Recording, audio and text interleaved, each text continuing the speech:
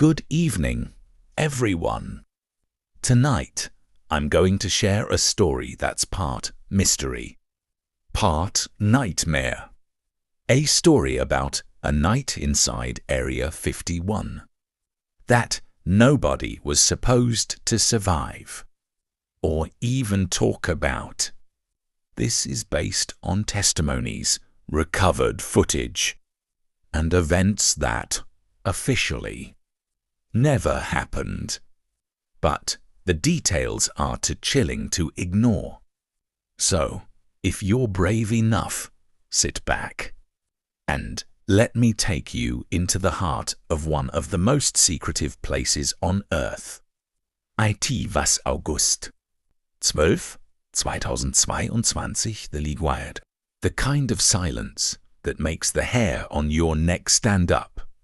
Three friends from Las Vegas, Michael Reeves, 28, a tech blogger. Sarah Thompson, 26, a freelance journalist. And Jacob Jake Langley, 27. A drone operator had been planning this for months.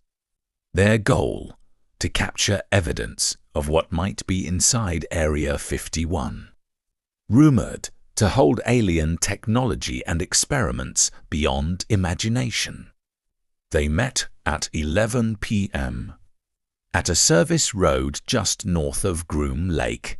Coordinates 37.242.0 115.7 930W. They parked their rented SUV in the shadows of a nearby ridge and set out on foot, wearing black clothing, carrying night vision cameras and a small drone.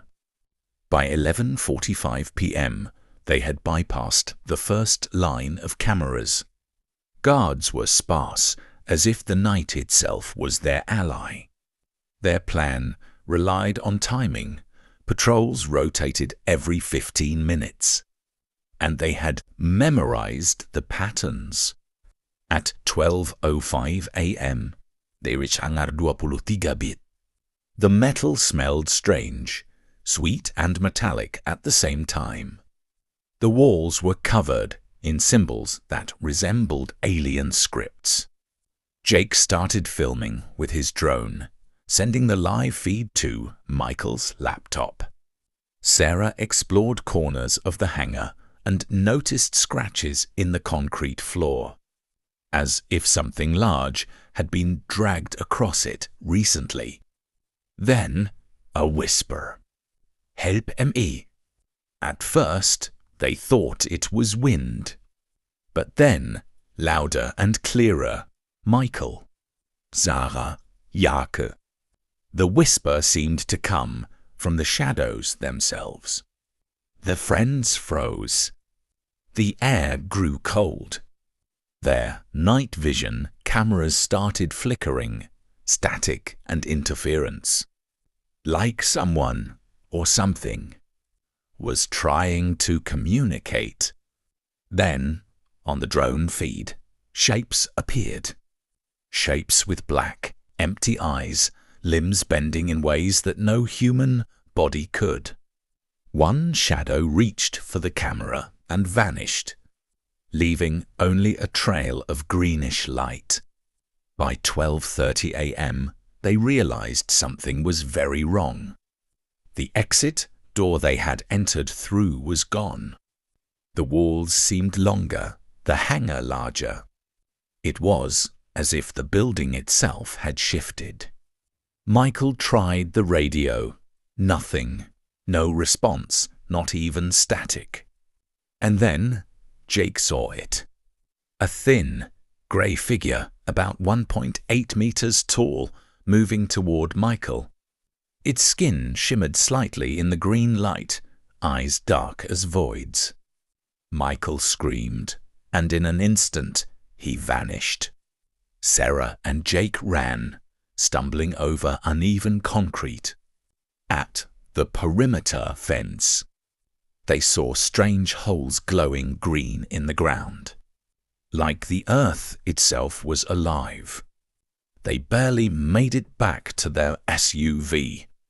But when they checked the cameras, there were images. Images they hadn't taken. A figure stood in the corner of every shot, always watching, always smiling. Michael Reeves was never found.